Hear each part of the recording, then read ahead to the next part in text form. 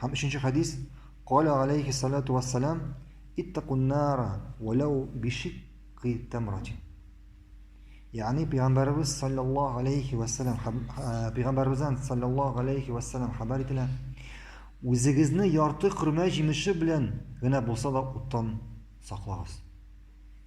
Үзегезне ярты хөрмә җимеше белән булса да уттан саклагыз.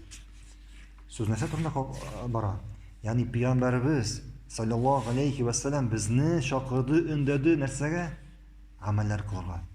Гамәлләр кылырга. Нинди гамәлләр ул? Садакамы, намазмы, уразамы, хәтта кичкенә гамәл булса да шул гамәлне кылырга чакырды. Ягъни әгәр дә бүген синең кулыңнан килә икән, көчең бар икән, каршында нинди генә гамәл булмасын, син аны кылырга тиеш. Син аны кылырга тиеш. Зурмы ул, кичкенәме ул? Ягъни, то есть нельзя халатно относиться к чему-либо. Син аны кылырга тиеш. Хәтта барганда җилдән нәрсә булса алып куйсаң да син эшләргә тиеш. Ни өчен? Чөнки син белмисең. Күпме синең гомерең калгандыр? Бәлки син 5 минуттан инде кая кайтырсың? Аллаһ янына кайтырсың. Бәлки син Аллаһ озын гомер биргәндер. Без аны белмибез. Ләкин бүген синең гамәл кылырга көчең, куәтең бар икән, син нәрсә эшләргә тиеш? Син аны эшләргә тиеш. Яхшы гамәлләр җыярга тиеш. Нигә? Чөнки бераздан син кая кайтасың?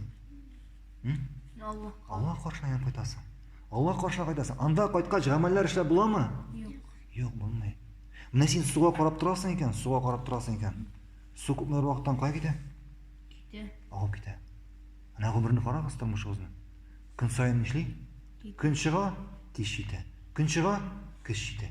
Һәм бу гамәл без белмибез. Кичкенә гамәлме ул, зур гамәлме ул? Син бүген кичкенә гамәл эшлисең, бераздан ул нишләргә мөмкин?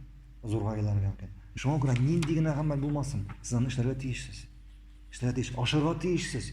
Чөнки син бүген эшли аласың, иртәгә бәлки син эшли алмассың. Бүген синең сәламәтлегең бар, иртәгә иртәгә синең сәламәтлегең юк. Бәлки син Аллаһ янына кайткач, синең шушы гамәлең сине Аллаһ субхана тәгалә шушы гамәлең аркасында сине каян коткарыр? Оттан коткарыр. Шушы бәләкәй генә гамәлең аркасында. Шулай начар гамәл эшләрдән сакланырга тиешсең. Бәлки син шушы начар гамәлне эшләп, шуннан соң ничек Аллаһ янына кайтып китерсең. Яки синең бәләкәй генә бу начар гамәлең ничәргә мөмкин? Зурга әйләнергә мөмкин. Шуңа күрә без нәрсә эшләргә тиешбез?